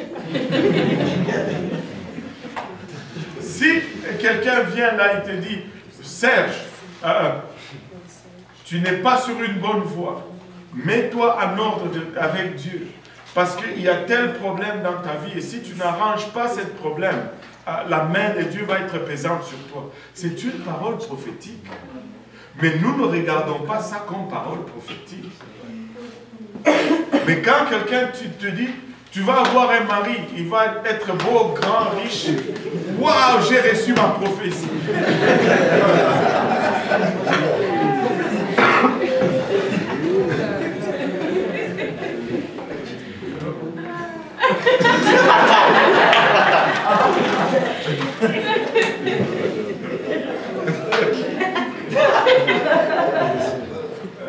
Une prophétie, ce n'est pas toujours une bonne promesse.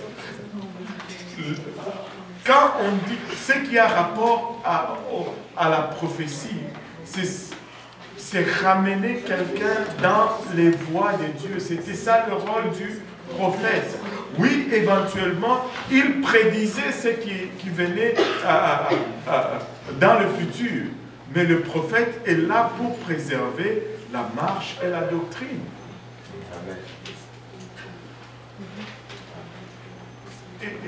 Et en passant, le don des prophéties n'est pas la même chose que l'office de prophète. Le don de prophétie n'est pas la même chose que l'office de prophète. Aujourd'hui, tu vois beaucoup de prophètes avec des cartes de visite. Prophète, je ne sais pas, prophète Toumba, je suis tombé sur un nom. Je peux passer ça sur. Je ne vise personne. C'est juste un nom comme ça que j'ai pris.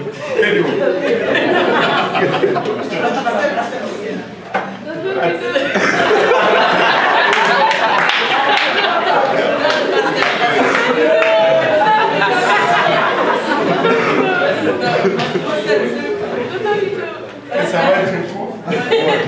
Vite fait.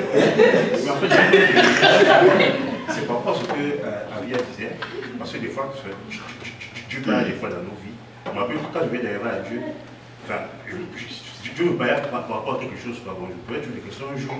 J'étais dans la voiture, j'ai mis Radio-Canada, c'était un programme spécial, on parlait de ça. Donc, à un moment donné, on devait aller en Éthiopie, j'ai prié le Seigneur. Et mon Seigneur, si c'est lui qui me parle, quoi. J'ai choisi un frère avec qui je parle très rarement. C'est-à-dire que cette personne vient, qui me parle de ça, quoi. Donc, on est à Éthiopie, on a fait Éthiopie et tout. Cette personne, il a traversé tout, il vient me dire que. Voici ce que Dieu dit. Il a parlé dans ma vie, après qu'il faut voir ce que Dieu a dit. Quelqu'un qui me parle une fois par mois. C'est ça, et c'est vraiment ça la fait. Et Dieu va confirmer.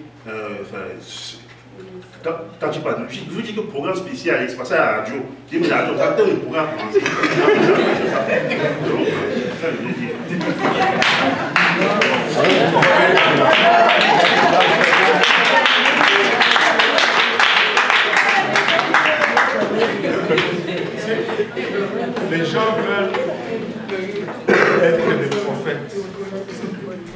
s'il y a un office que je crains et que je respecte, c'est l'office de prophète.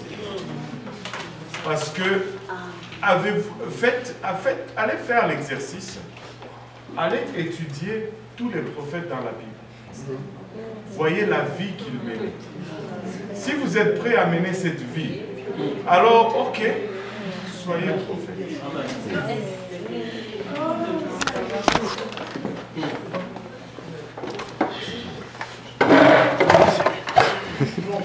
Bon.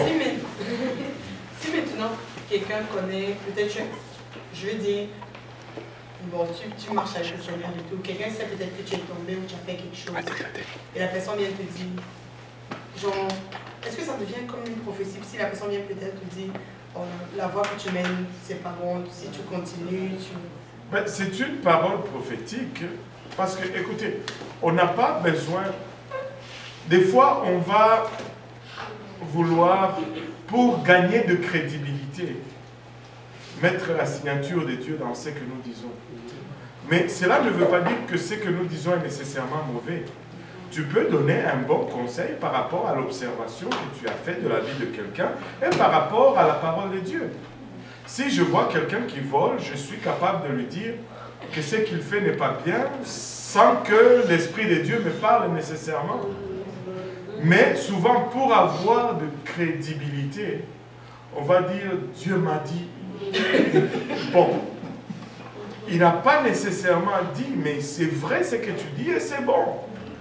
Tu peux des fois parler juste à un frère et lui dire que ben, cette voix, c'est pas bon.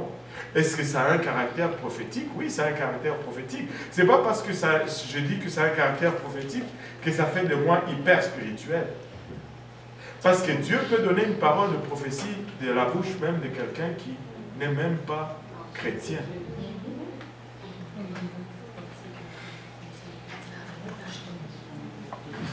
Amen. Il l'a fait même avec un animal. Dieu a l'art de nous montrer que nous dépendons de lui. Donc voilà. Le temps est pas mal avancé. S'il y a un don que je prie et je demande à Dieu de m'aider avec cela, c'est le discernement des esprits. Parce que quand tu fais le travail de Dieu, tu veux être à mesure de discerner. C'est un don qui est pas, je veux dire, pas flamboyant. On ne le voit pas, mais il t'aide personnellement. Et tu ne vas pas voir beaucoup qui vont dire « Donne-moi le discernement, donne-moi le discernement ». Comme tu ne vas pas voir quelqu'un qui dit « Seigneur, je te remercie pour le foie ou le rein ». Mais alors que c'est vital, on va avoir tendance à remercier le Seigneur pour le visible. Mais pour ce qu'on ne voit pas, le discernement des esprits, c'est très, très, très important, surtout si tu es impliqué dans l'œuvre de Dieu. Parce que des fois, les gens vont venir te parler, et c'est tellement bien embelli, bien garni, que si tu n'es pas alerte, tu risques de prendre de mauvaises décisions, en fait. Seigneur, permets-moi de discerner que c'est de ta part. Parce que si ce n'est pas de ta part, ça peut sembler bon, mais ça va mener à des troubles. Ce n'est pas tout ce qui semble bon qui est nécessairement bon. Et dans ce temps, le diable est tellement malin. Et il est maître dans l'art de la contrefaçon. Et il fait vraiment des copies qui paraissent plus originales que l'original. Mais nous devons nous familiariser avec l'original. Nous devons mettre à l'épreuve tout esprit. Oh, Dieu m'a dit, Dieu m'a dit, Dieu m'a dit. Qui t'a dit que Dieu t'a dit? Si c'est contraire à la parole de Dieu, c'est quel Dieu qui t'a dit? Parce que, écoutez, on sort des choses. Écoutez, une fois, on m'a dit ceci. J'ai rêvé que il y avait deux équipes. L'équipe de Jésus et notre équipe. Et si nous faisons une équipe comme ça, et quand dans mon rêve Jésus est venu et nous avions notre équipe et donc faisons un groupe d'intercession pour ça.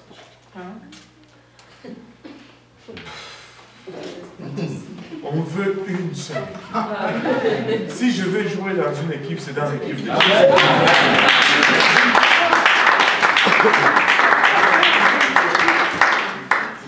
Je ne veux pas partir une chose nouvelle, mais non. Je veux être dans l'équipe de Jésus. Ouais, final. Et nous devons avoir le discernement des esprits. L'autre chose, c'est quoi? Quelqu'un vient te voir. Oh, tu sais, Dieu m'a montré telle chose et telle chose au sujet de telle sœur ou tel frère. Prions pour. Tu sais ce que tu réponds? Moi, Dieu ne m'a pas montré. Si Dieu t'a montré, c'est parce que c'est toi qui dois parler. C'est pas pour que tu ailles le dire à quelqu'un d'autre. Ça, ce n'est pas un bon esprit. Il a peut-être vu. Et l'autre chose, c'est celui-ci. Ce n'est pas parce que tu as vu que c'est nécessairement bon. Tu peux voir plein de choses. Mais si ça ne marche pas avec la parole, écoutez, quand on était très jeune, ma mère et son oncle et toute la gamme de la famille sont allés voir un féticheur quelque part à Nikassi. Et ils sont allés là-bas, on les a fait boire une potion et ils ont regardé dans un bassinet et ils ont vu des choses. Ils ont vu, oui, ils ont vu. Puis, c'est bon pour la poubelle pareillement. Ce n'est pas parce que tu as vu que c'est bon. Paul nous dit, même si un ange descendait du ciel et vous prêchez autre chose que cet évangile, qu'il soit à la terre. Ça, c'est notre mesure. Si ça va à l'encontre de ça, on ne le fait pas. Point final. Même si on a vu, on a même touché. Savez-vous qu'il y a des rêves que vous allez rêver qui sont même, vous ressentez les effets physiques. Oui. Tu rêves, quelque chose te touche, te frappe, tu le ressens physiquement et tu te réveilles, tu as une sensation et une douleur là. Mais ça reste que c'est un rêve. Et Dieu est toujours plus grand. Amen. Dieu donne-nous le discernement des esprits. Parole de connaissance, Dieu va te permettre de voir, il va te mettre une connaissance comme ça, boum, dans la tête. Et ça peut être, j'ai vu cela arriver à plusieurs reprises. Si tu veux vivre les paroles de connaissance, enseigne des études de Bible. Amen. Parce que quand tu es en face de quelqu'un qui a soif, et que Dieu veut lui faire savoir, il ne va pas y avoir une autre bouche qui va sortir du néant. C'est ta bouche que Dieu va utiliser. Et il va te donner une connaissance gratuitement comme ça, Père, pour l'amour de celui qu'il veut sauver. Amen. Et que tu vas développer une connaissance extraordinaire de la parole de Dieu. Comme ça. Enseigne la parole de Dieu. Partage-la. N'hésite pas, partage-la, partage-la. Le don d'agir de façon surnaturelle, le don de guérison. Tu sais, la Bible nous dit que les croyants imposeront les mains aux malades et les malades seront guéris. Ce n'est pas vraiment ça seulement le don, ce n'est pas là qu'on parle. Il y a de ces gens et dans des situations particulières où Dieu va exercer ses dons dans quelqu'un. Et l'histoire que j'aime toujours raconter, c'est l'histoire du frère Inscom. Il est notre coordonnateur du ministère multiculturel maintenant. Il était missionnaire au Pakistan. Il a été missionnaire là-bas pendant longtemps. Ils sont allés dans un village une fois, et là, ils ont ils ont mis leur tente, ils ont invité les gens des villages et tout ça. Et il dit,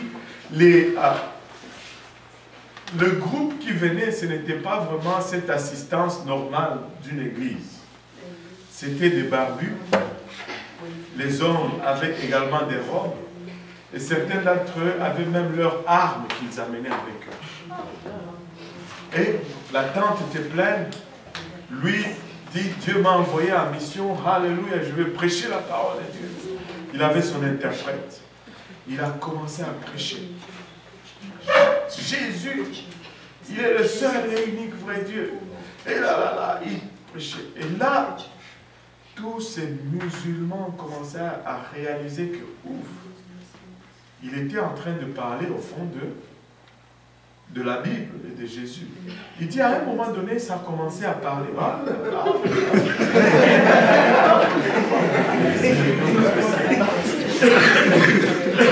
Ils ont commencé à se parler les uns les autres. Ça commençait à être animé, au fait. Et là, il regarde à son interprète, il dit, qu'est-ce qui se passe? Il dit, au fond, c'est parce que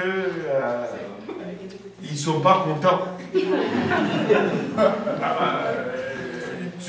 Tu as prêché Jésus comme étant Dieu et ça ne marche pas. Et là, qu'est-ce qu'on va faire? L'interprète dit, ben, peut-être qu'on devrait fuir. C'est ce qu'il a dit.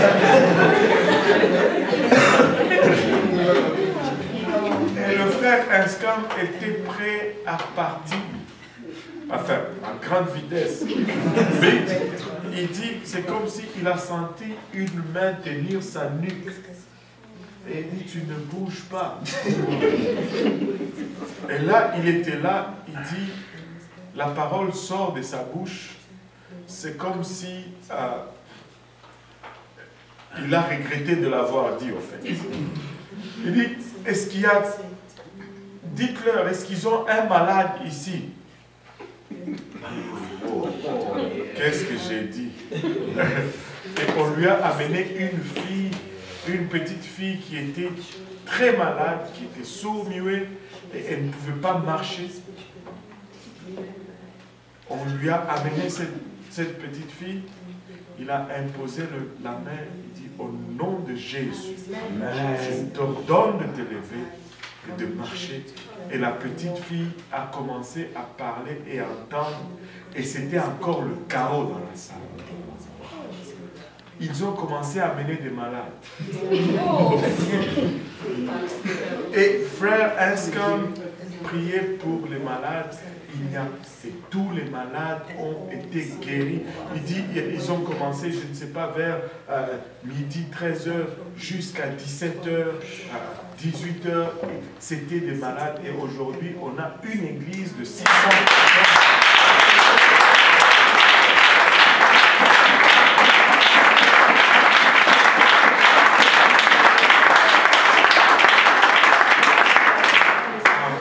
Pays de talibans, mais Dieu a utilisé le don de guérison. Tu vas prier pour des gens et Dieu nous demande de prier pour le malade, mais ce n'est pas le don. Mais quand le don est un exercice, c'est toujours pour le bien de l'Église. Faire des miracles, faire des choses surnaturelles, des choses qui ne devraient pas au fait.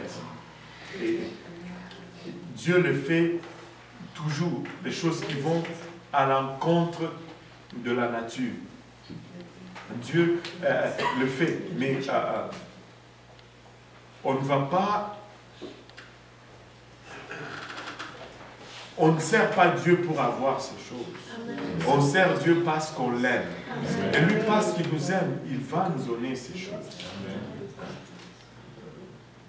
Le don de la foi.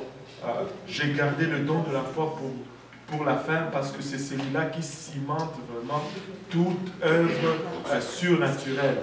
Maintenant, quand on parle ici de don de la foi, ce n'est pas que, oh, moi je ne peux pas croire parce que Dieu ne m'a pas donné le don de la foi. Ce n'est pas ça. Dieu a donné une mesure la foi à toute personne. Mais il y a de ces gens, peu importe comment la situation est impossible, ils vont quand même croire. Je ne sais pas si... Je vais finir avec cette histoire, c'était un autre... Est-ce qu'il y a quelqu'un qui connaît le pasteur Mallory ici? Oh, c'est tout un prédicateur. Il était missionnaire aux Philippines et là, il devait aller d'une île à une autre et ils étaient dans une petite pirogue. D'une petite pirogue qui est normalement à 6 places, ils étaient 18 dans la pirogue. Et puis déjà, pour monter là-dedans, oh mon Dieu, c'était terrible. Et ils avaient un petit moteur de 6 chevaux, Volkswagen, et puis ils allaient à travers la mer pour aller prêcher dans l'autre île. Ouais, il dit, le petit moteur était comme ouais. Et lui, il était assis dans la barque. Oh Seigneur, oh Seigneur, oh Seigneur. Mais il y avait un autre pasteur philippin qui, lui, il était dans la barque. Avec Jésus dans mon panier.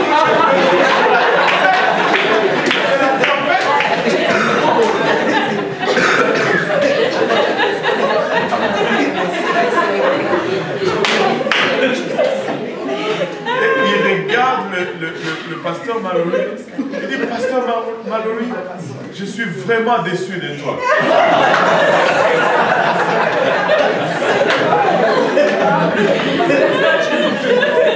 Lui, il avait probablement le don de la foi. Il y a de ces gens, peu importe la situation, ils vont avoir une facilité extraordinaire de croire. Et ça va aller, c'est bon. Et c'est correct. Et ça va aller éventuellement parce que Dieu honore ce don. Maintenant, il ne faut pas essayer de tricher avec ces choses.